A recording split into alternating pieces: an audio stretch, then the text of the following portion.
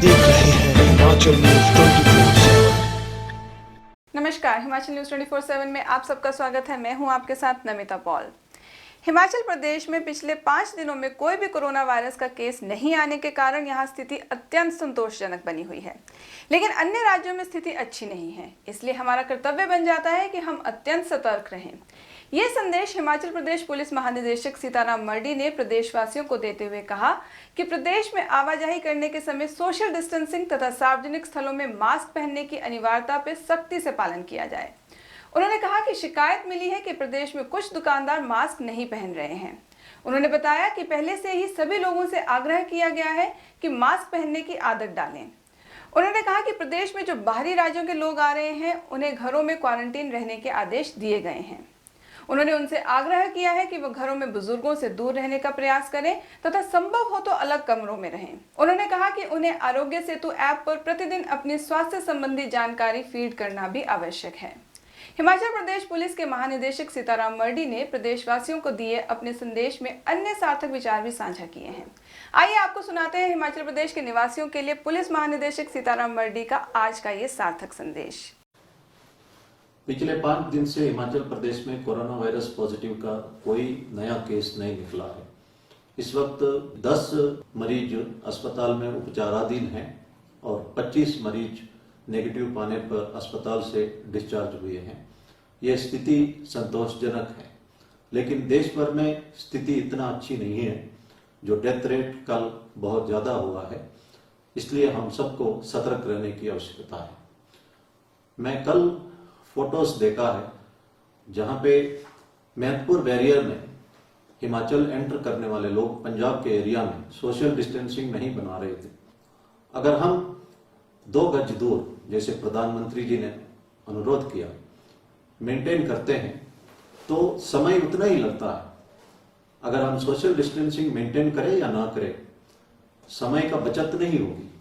इसलिए क्यों ना हम हर जगह सोशल डिस्टेंसिंग बनाए रखें।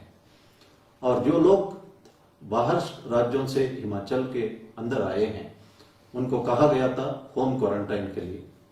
हम सबको एक बात समझना है कि कोई भी आदमी हेल्दी हो सकता है, उनमें कोई भी सिम्टम नहीं आ सकता है, लेकिन फिर भी वो एसिम्टोमेटिक कोरोना वायरस कैरियर हो सकते हैं। इसलिए घर के अंदर भी सतर्क रहने की जरूरत है। सीनियर सिटीजन से डिस्टेंसिंग बना के रखना, और अगर हो सके तो अलग कमरे में रहे और हैंड वॉश करते रहे। अगर अलग कमरे में नहीं रह सकते हैं तो घर के अंदर भी मास्क पहन सकते हैं, ये उचित रहेगा।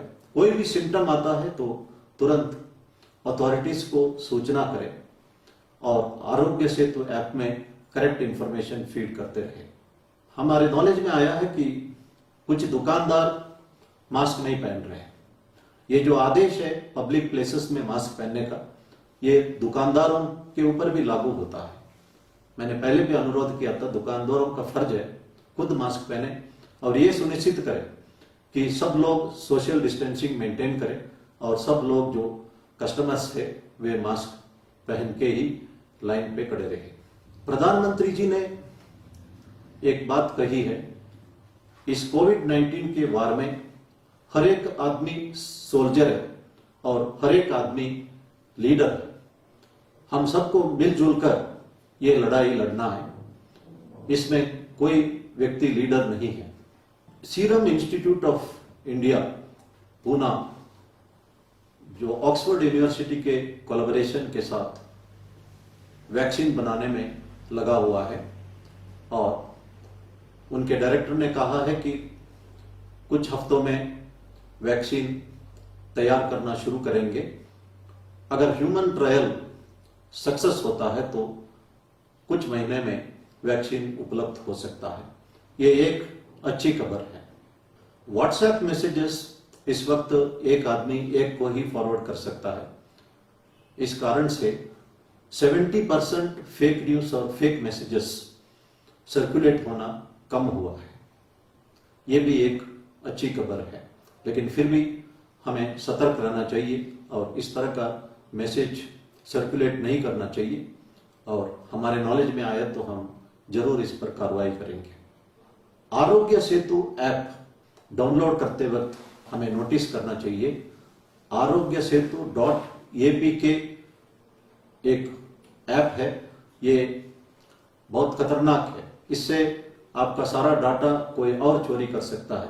इसलिए आरोग्यसेतु.apk जो एप्लीकेशन को आपको डाउनलोड नहीं करना चाहिए। सिर्फ आरोग्य सेतु ऐप ही डाउनलोड करें और सही इंफॉर्मेशन इसमें डालें।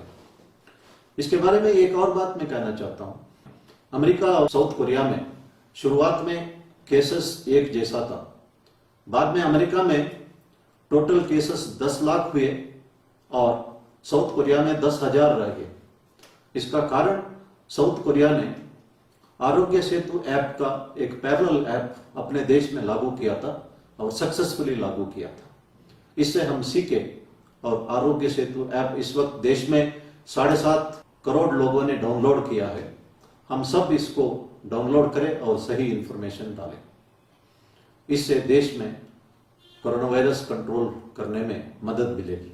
भारत सरकार ने ई संजीवनी वेब पोर्टल लॉन्च किया।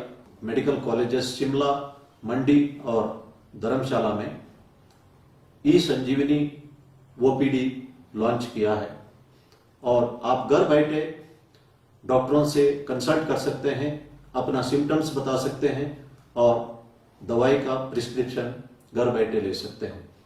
हम सबको इसका फायदा उठाना चाहिए। फिजिकली अस्पताल ट्रैवल करने से बेहतर रहेगा घर पर बैठे ही कंसल्टेशन करें।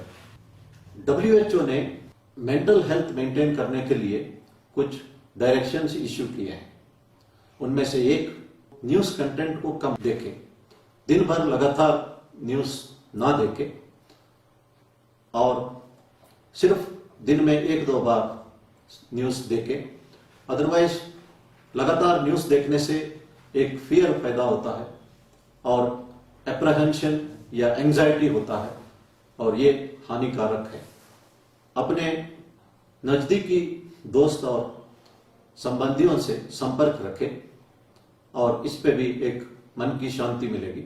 उन्होंने ये भी कहा है कि live the present, forgive and forget the past. हम जो हेट्रेडनेस, वेंजेंस, एंगर, इसको भूलना चाहिए। अगर किसी ने हमारे लिए ठेस पहुंचाया है तो माफ करना चाहिए। रोज हम बहुत सारे चीजों से खुशी पा सकते हैं। There is a beautiful sunrise या beautiful sunset, a beautiful garden, a beautiful flower, a child's laughter, everything, every small thing in life is to be enjoyed.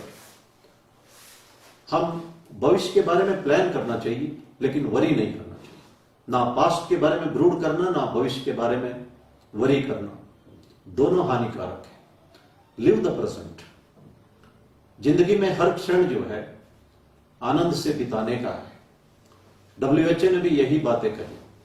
मैंने पहले भी कहा था, एक गिलास पानी को अगर आप 5 मिनट तक होल्ड करोगे दर्द होगा, 24 मिनट तक होल्ड करोगे या एक दिन पूरा होल्ड करोगे दर्द बढ़ते जाएगा। इसका एक ही सॉल्यूशन है, पुट द ग्लास डाउन। जो चीज हमें तंग करता है उसको भूलना चाहिए और लोगों को माफ करना चाहिए। इससे हमारा तबीयत के लिए फायदा रहेगा। The feeling of hatred, vengeance, anger actually spoil our health और इसीलिए माफ करने से हमारा सेहत सही रहेगा और बाकी चीजें भगवान देखेगा। इसी तरह WHO ने कहा है कि कनेक्ट विद द नेचर। अगर आप घूम सकते हैं, नेचर को देख सकते हैं तो ये करना चाहिए। जिनको संभव है उनको इसका फायदा उठाना चाहिए। इसी के साथ हमें एक्सरसाइज भी करना, हेल्दी फूड भी खाना, म्यूजिक भी सुनना, हॉबी परस्यू करना, ये तमाम चीजों की आवश्यकता है। अभी भी हम एक दूसरे कम्युनिटी के बारे में कुछ ना कुछ मैसेजेस सोशल मीडिया में डालते जा रहे हैं। मैंने पहले कहा था कि इस वक्त हम रीजन, रिलीजन, लैंग्वेज, कास्ट के ऊपर चढ़ के सर्वधर्म समभाव का कॉन्सेप्ट है उसको मेंटेन करना है। मैंने पढ़ा है कि एक कश्मीरी मुस्लिम लड़की मेडिकल एंट्रेंस लिखने के लिए जम्मू आई थी और लॉकडाउन शुरू हुआ, वो वापस कश्मीर नहीं जा पाई और इस वक्त वो एक कश्मीरी पंडित के फैमिली में जम्मू में रह रही है और दोनों प्यार मोहब्बत से रह रहे हैं। ये संभव है। शिरडी साईं बाबा एक मॉस्क में रहते थे और उस मॉस्क का नाम उन्होंने रखा कि द्वारकामयी।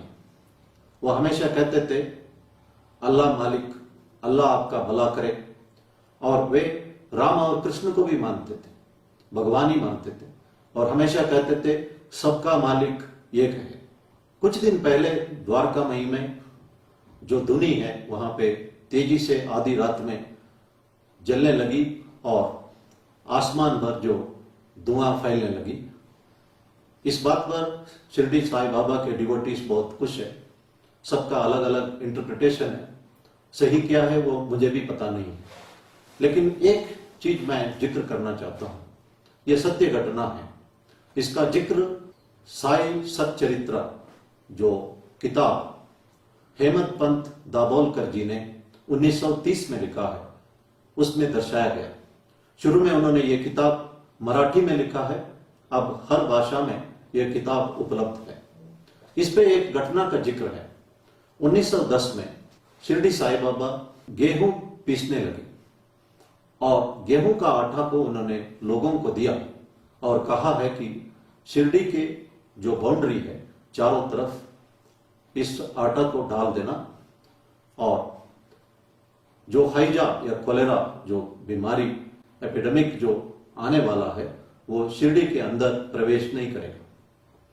और लोगों ने आटा डाला और ये सत्य घटना है कि जो हैजा उन दिनों में शिरडी के अंदर नहीं आया।